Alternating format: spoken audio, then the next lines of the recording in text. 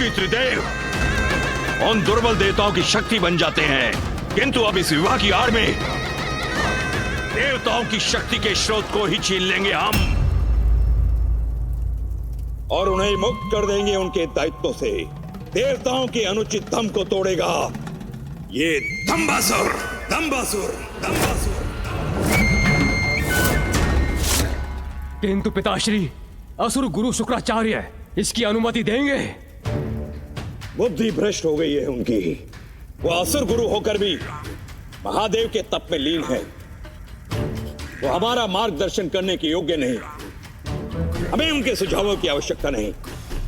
हम स्वयं अपना मार्ग नियत करेंगे और समस्त जगत पर अपना आधिपत्य स्थापित करेंगे।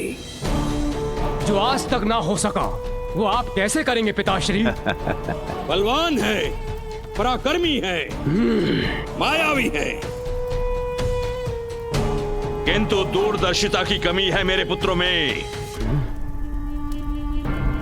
सुनो पुत्रों, जब देवादिदेव महादेव विवाह के लिए दक्षिण में होंगे तो देवताओं का शक्ति स्थल कैलाश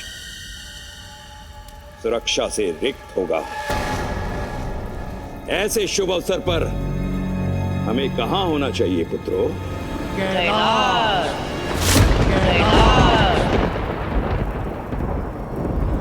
कैलाश पर विजय पाते ही समस्त ब्रह्मांड पर आधिपत्य स्थापित होगा हमारा, केवल हमारा।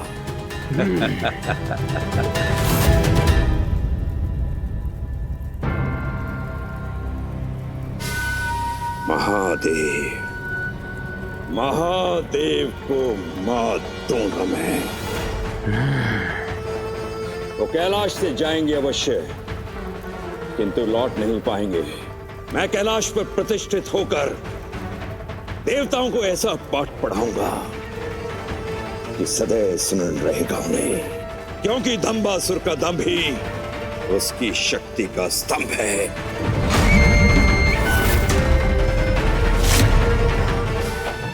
अति उत्तम मूषक जी, अद्भुत। गणेश,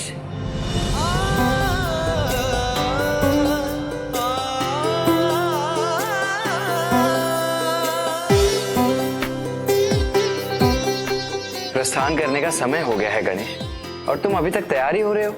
आप तो सज्जित भी हो गए भैया। गणेश, भला मुझे क्यों समय लगेगा, क्योंकि विवाह तो हमारे माता पिता का है ना। चलो अब शीघ्र चलें। हाँ भैया, चलते हैं।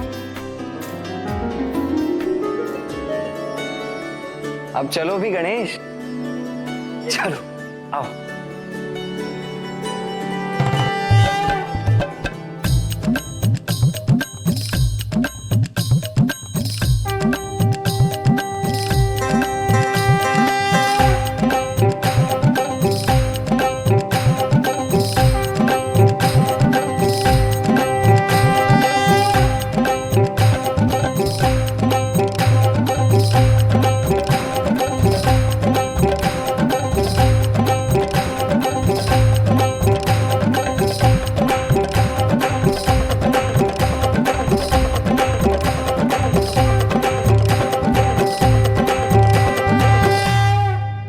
फूफा जी, बुआ जी कहाँ है?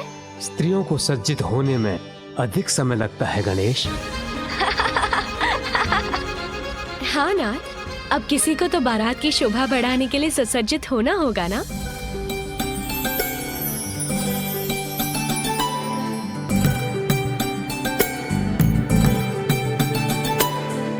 आप सबका स्वागत है। सत्य कहा बुआ जी, आपका सौंदर्य अनुपम है। परंतु वर कहीं नजर नहीं आ रहे हैं। उन्हें भी सज्जित होने में समय लग रहा है क्या? मैं तो कब से तैयार हूं नारायण।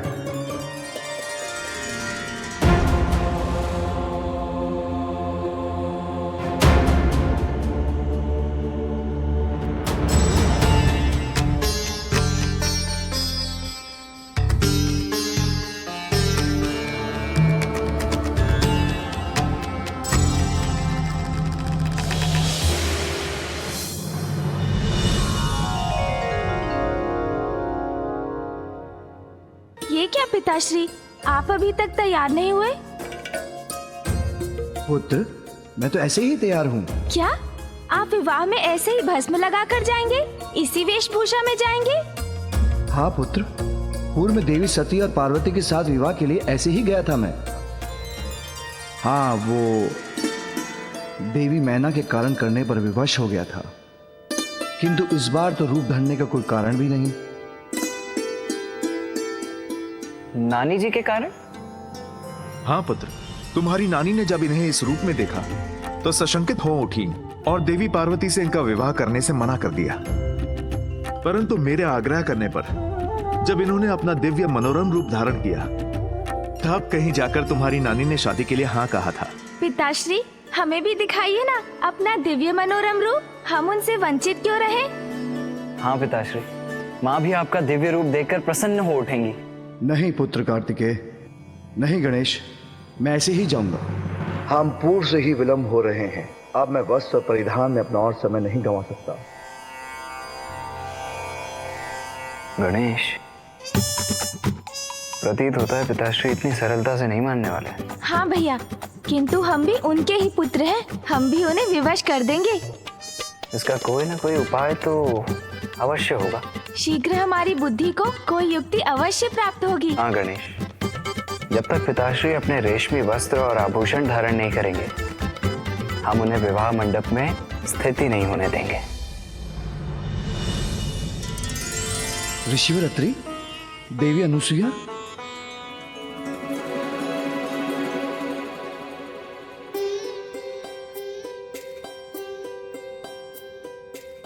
प्रणाम ऋषिवर।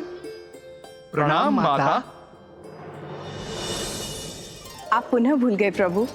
वधू के विवाह का जोड़ा, सुहाग सिंदूर, मंगल आभूषण एवं फेरे लेते समय वधू के भाई के द्वारा जो धान के लावा का छिड़काव किया जाता है, सभी वर पक्ष से ही आता है।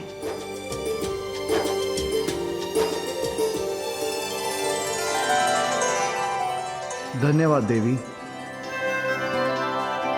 देवी अनुसुईया, अब महादेव की आरती कर इस बारात का मंगल आशीष कीजिए।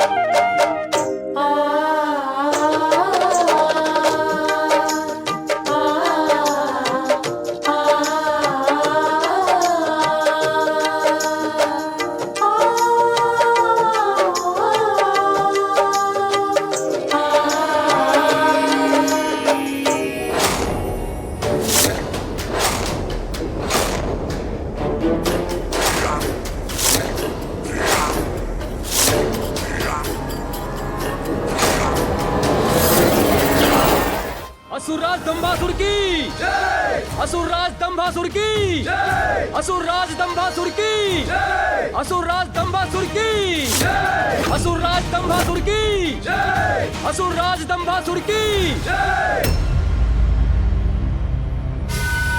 कैलाश यात्रा प्रारंभ हो।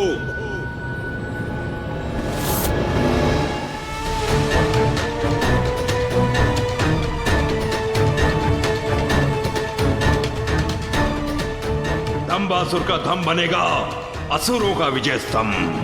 कैलाश अब हमारा होगा। शीघ्रता से मेरे पीछे छिप जाओ।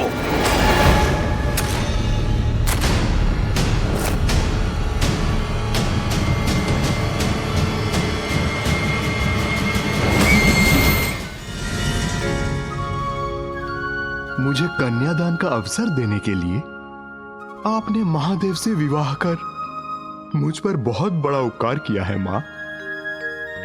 ये हमारा भी सौभाग्य है कि पुनः महादेव का विवाह देखने का अवसर प्राप्त हो रहा है हमें।